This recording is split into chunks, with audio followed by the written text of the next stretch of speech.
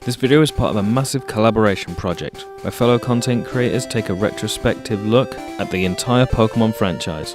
So check out the link in the description to indulge in more videos, articles, info, and all that good stuff.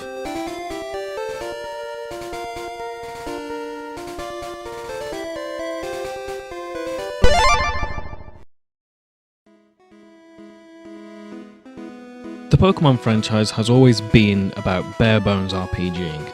To many of its detractors, the game is a bland, simplistic, bubbly snorefest that's just about as challenging as that bubble level in Super Mario Land 2 6 golden coins. But to a fan who understands that not every RPG has to have over 100 hours of raw story gameplay with copious amounts of side quests in a massive wide open world, the story is always digestible, the graphics are always simple, charming and colourful, and the battle system is just breezy, with a few challenging battles here and there. For me, the fact that you choose your team for the adventure is one of the main selling points. You see a little guy, you catch them, you help them grow, you teach them badass moves and kick ass. Simple. In my opinion, it's almost always a comforting experience, and I've always liked the simplicity story with the dastardly anime villain at the end, usually accompanied by a bold, important message or lesson learned about the real world. As the years roll on, however, the Pokemon franchise is always trying to tweak itself here and there to keep it fresh while remaining true to its roots. Because let's face it, not many people would be too pleased with a massive, over-epic, cinematic, real-time battling extravaganza. Final Fantasy VII, this ain't. Anyway, over the years there have definitely been some generations that tried a little bit too hard to innovate in an attempt to stay fresh, while others didn't really try hard enough. But today we're talking about a set of games in the franchise that, for me, has almost everything right. It's the perfect amount of expansion, the perfect amount of progression restraint, it's probably one of the best looking games in the franchise because of it, and definitely one of the best looking games on the console, that being the Game Boy Advance. Pokemon Sapphire, Ruby and Emerald, 3rd gen, right now. So let's go back to 2002.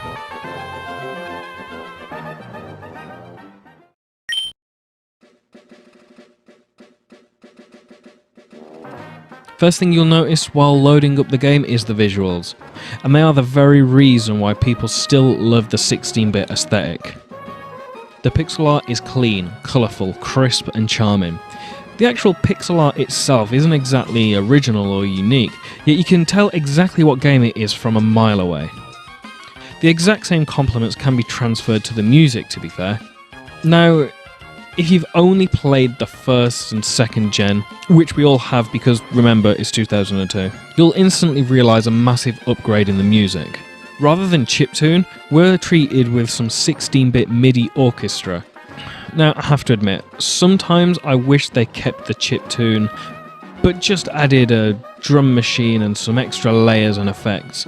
I always loved the chiptune soundtracks because, depending on your preferred style of music or mood, you could always imagine either an epic orchestra or a hard-hitting rock or metal band, at least with the early Pokemon soundtracks.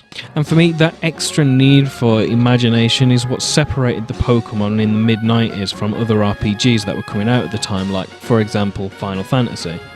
That's just a personal preference though, to be fair. The plot is super simple and fun. Basically, you're moving into the Little Root town, a town located in the Hoenn region, an island loosely based on the Japanese island Kyushu. I really hope I said that right. You instantly hit it off with your neighbour who is the opposite sex to your character, so cue in all your parents going, "Ooh, is that your girlfriend?" And you're like, "Ew, no mom, stop!" Sorry. Flashbacks. You choose a Pokemon, fill the local professor's Pokedex for him, and yeah, take your time because he ain't exactly paying you by the hour. Beat gym leaders so you can advance through the towns and cities because that's the only way of getting around here. Make a few pit stops to beat up the new evil team and help the good team. Depending on which version of the 3rd gen game you choose will determine which team is good or bad.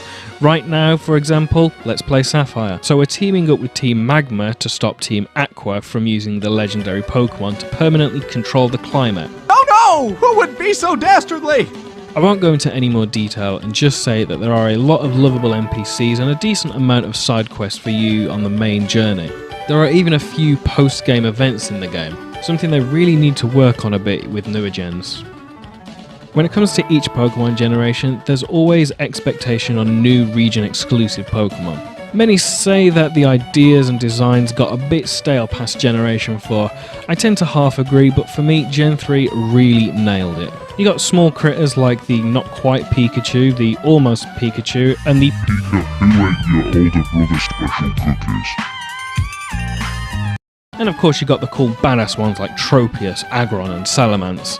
And the more abstract Pokemon like Sableye, Metang, Solrock and Lunatone.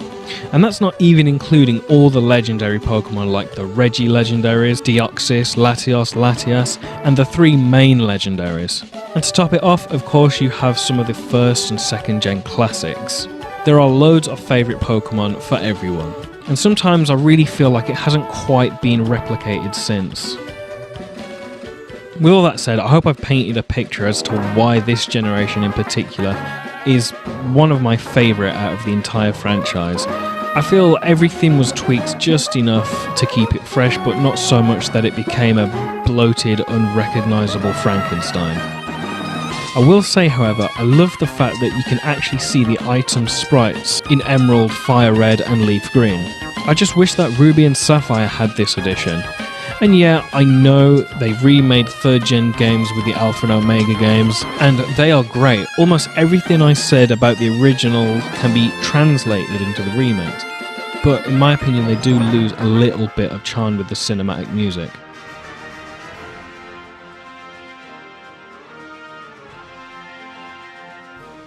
Although the rock and electronic elements are highly appreciated. Kinda wish the whole OST sounded like that, to be fair.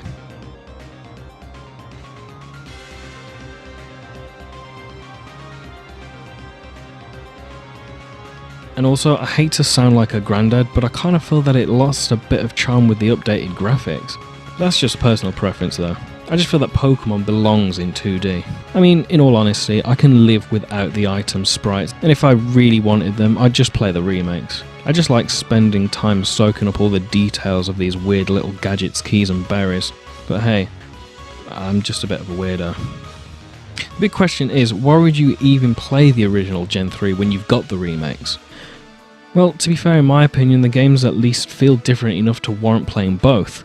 As I mentioned before, the graphics are updated, and while they aren't 2D sprites anymore, obviously, they still obtain the more simplistic design by today's standards of graphics. The music is a little bit too cinematic for my taste, but you do get some electronic and rock elements, which I thought was pretty cool. As I said before, I really wish that the entire soundtrack sounded like that. The biggest letdown for the remakes is simply some of the post-game stuff just isn't there. I'm not sure why they chose to omit this element, because it's been a complaint with die-hard fans for a few years now, and I could live without the soaring. Just give me the rest of the game. There are a few additions to the game though, aside from the aforementioned soaring.